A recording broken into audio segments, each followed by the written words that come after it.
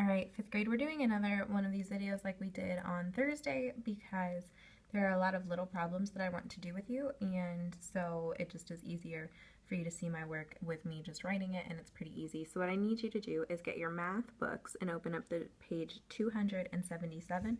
We're on this lesson, annexing zeros when dividing. Ready, pause, go. All right, you're also going to need a pencil. Sorry, this is really shaky, so that's why you're looking in your book, because my hand is not very steady. But you're going to need a pencil because we're going to get into some practice problems together. But just to remind you, the word annexing means to add zeros when necessary. Okay, we do that with decimals and different things like that. So we're going to learn how to do it in our division. I'm going to do these two examples with you, and then we're going to do one more example, and then we're going to do some practice problems. And we're actually doing 2 lessons today because the next one is really easy. So let's get to work. So whenever we have like this number, 30 divided by 4, what you are used to doing is long division or with remainders. So doing your short division even, you know, 4 goes into 30 7 times because 7 times 4 is 28, which means we have a remainder of what? 2 over 4 or 1/2, okay? So normally you would just do 30 divided by 4 is 7 and 1/2. However, we are going to do some division and decimals. And what we're going to do is we are going to do our long division like we normally would do, or our short division even. So we know 4 goes into 37 times like we just did. However, we do have a remainder. So what we're going to do is there's always an unspoken decimal after a whole number, just right there. So what we're going to do is we're going to extend our division line, make your unspoken decimal, carry it into your quotient like you learned how to do on Thursday, and we are going to add this sneaky little 0 down onto the end there. We're going to annex or add a 0. Okay, so let's do I'm going to do long division just to show you because it's a little easier before you learn how to do short division this way. So 7 times 4 is 28. Do your subtraction. We have 2 remaining. Bring down your 0, and remember when we're dividing, we just imagine that decimal is not there. Okay, when we're dividing. So now we have, how many times does 4 go into 20? It goes into 20 5 times. So 5 times 4 is 20, and we're left with 0. So 7.5 is another way to say 7.5. So it's still the same answer, it's just in a different form. And that's how you just add on these unspoken decimal points and zeros until you get to the right answer that you need. I think on Thursday's lesson, I told you that this was another way of division that I use a lot. So you're going to keep using this a lot in your life. So let's do one more example, and then we'll practice together. Okay, so 8 goes into 52 how many times? 6 times, because 6 times 8 is what? 48. So let's subtract 12 minus 8 is 4, and I borrowed, so that becomes 4. Okay, so I have a remainder of 4, and instead of doing it as a remainder or as a fraction, I am going to extend my line, my division line, put my unspoken, write in my unspoken decimal point, and annex or add a 0. Now when dividing with a decimal point, we need to carry our decimal point up right away, okay? So then I'm going to continue on as if this isn't here when in this part. You just want to ignore the decimal point in this part of the problem. You cannot ignore it. You have to add it into here, but you act like it's there. It's just like a silent little thing that you don't really notice. Kind of like a silent E after an O in a vowel, or a W after O, or something like that. So we just carry on as normal, and we know that 8 goes into 45 times. 5 times 8 is 40. And 0. Okay, so we're down to 0, so that's our end, and our answer is 6.5. It's pretty easy, pretty basic. I think you guys are going to catch on really fast. So let's look at number 1A on your paper on page 277, and we'll do a few of these together so you guys can get the hang of it, and then you'll do it on your own. So we have for 1A, 15 divided by 2. So how many times does 15 go into 2? Or how many times does 2 go into 15? 7 times, because that would be 14. But we're going to do some short division here because it's faster. So right away, I'm just going to know I have a remainder. So I'm going to add my decimal point and my next 0, extend my line, carry my decimal point up to my quotient. Okay, so 7 times 2 is 14. So if we were to subtract 14 from 15, we have a remainder of 1. So this becomes 10. How many times does 2 go into 10? 5 times. And then that's it. There's no remainder, and our answer is 7.5 is our quotient. 7 5/10. Okay? Let's jump over to 1b. I have to move up here. We have 58 divided by 4.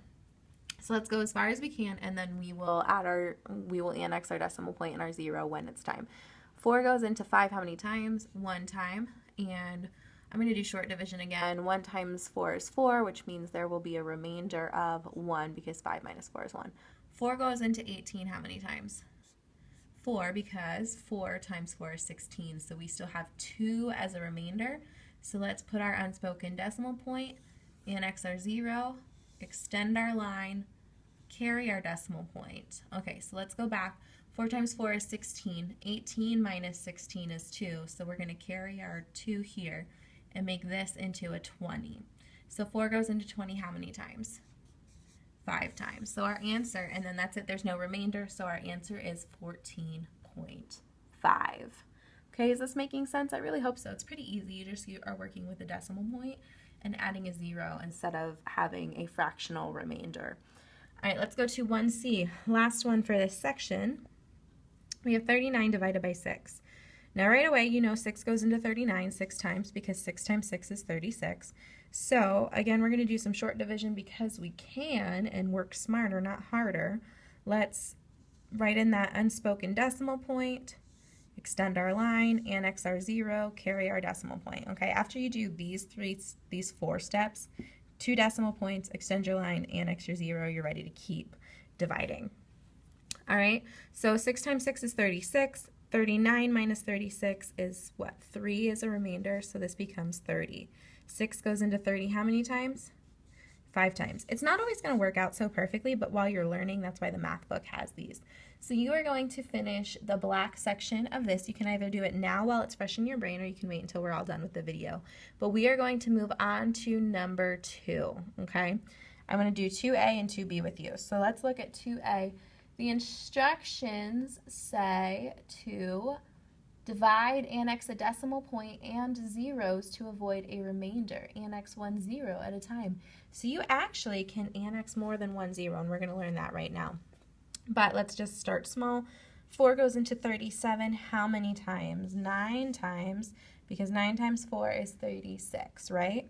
So we know right away we're going to have a remainder of 1. So let's add our unspoken decimal points, annex your 0, extend your line. So we have a remainder of 9 times 4 is 36. 37 minus 36 is 1. Remainder of 1. So 4 goes into 10 how many times?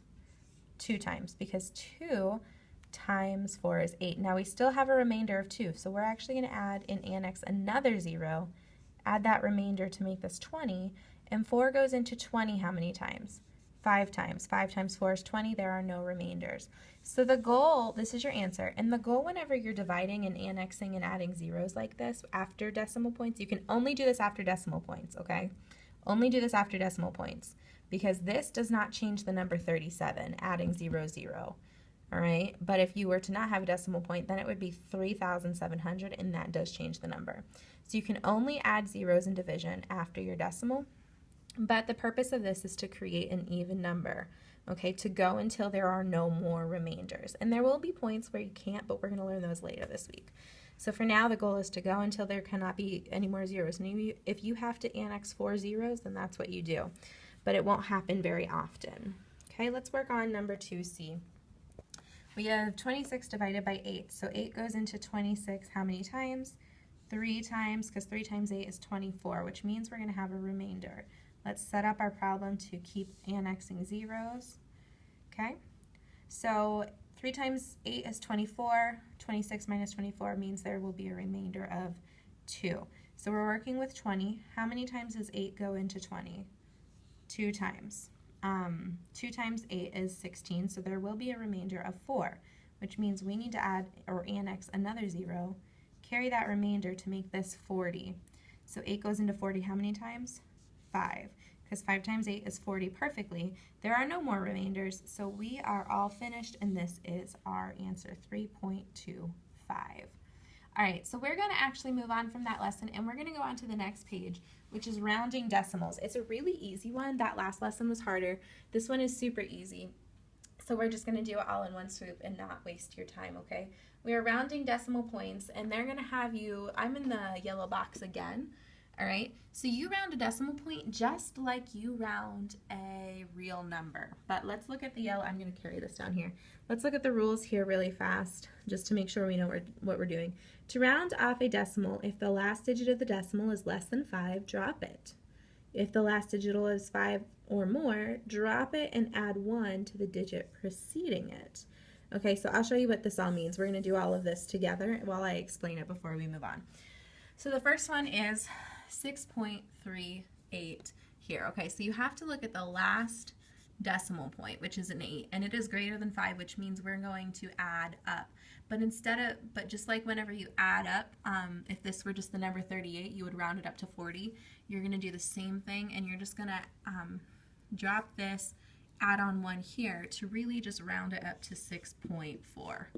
Okay, so just imagine that that's not even there. You would round 38 to 40 or vice versa. So this is actually your answer. Okay, so to round to the nearest tenth, which means we're looking to round to this number. The next one here would be 6.32. We're going to do the same thing. We're rounding to the nearest tenth.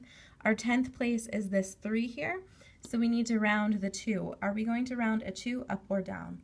We're going to round it down. So really all we do is we just drop it, and this remains the same because 32 would be rounded to what? 30. Okay, so this becomes 6.3. Don't even put the 0 because the 0 is not necessary. You just drop that last number whenever you're rounding, okay? Because all you want to be left with is just the 10th number. Whatever it tells you to round to, that needs to be the last number or the last digit in your number. So if they tell me to round 0.356 or 356 thousandths to the nearest hundredth, I'm going to be rounding to this digit right here, okay?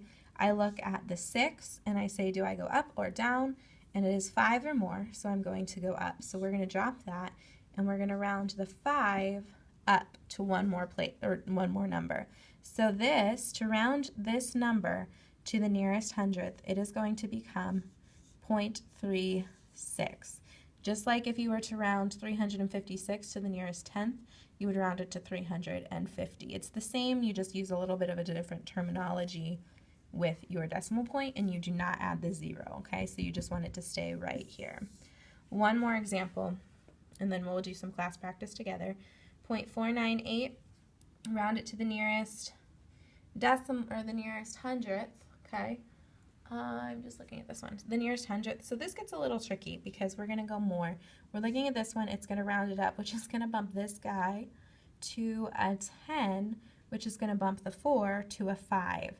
So what we're actually going to do is we are going to just carry it on like that, but they want you to round to the nearest hundredth, and this is the hundredth place. So you do need to have the 0 in this specific case, and only in this specific case if it tells you to round to a certain place, and that is a 9 that gets turned into a 10. All right, I hope that makes sense, but that is the answer to round to the nearest hundredth. Let's look at number 1A. The instructions say to round to the nearest tenth. So 1A, we have 0.47. We're rounding to this digit place right here. 7, is it higher or lower? It's higher. So we're going to drop that and add 1 to this place, which makes our nearest tenth 0.5. Easy as pie. Letter B, 1.62. We're again rounding to the nearest tenth. We need to know, is this going up or down? And it is just going to go down or stay the same, really. So we're just going to drop it. And this all remains the same. Okay, so 1.6 is the nearest tenth there. Number 2A, we are rounding to the nearest hundredth here. So we're looking at this one to go up or down, and we need to get it to just these 2 digits. So 9 is going to bring it up, which means we're going to drop that, add 1 to this place, and our new number is going to be 0.83. 2 plus 1 is 83. Just like if you would round 29 to 30, same thing. You're just doing that without the 0. And finally, letter B. We are rounding to the nearest hundredth. So this middle number 3 is smaller than 5. So it's just gonna drop, and our number will remain 0.46. And that is all for today's lesson. Check your assignments to see what all work you need to do.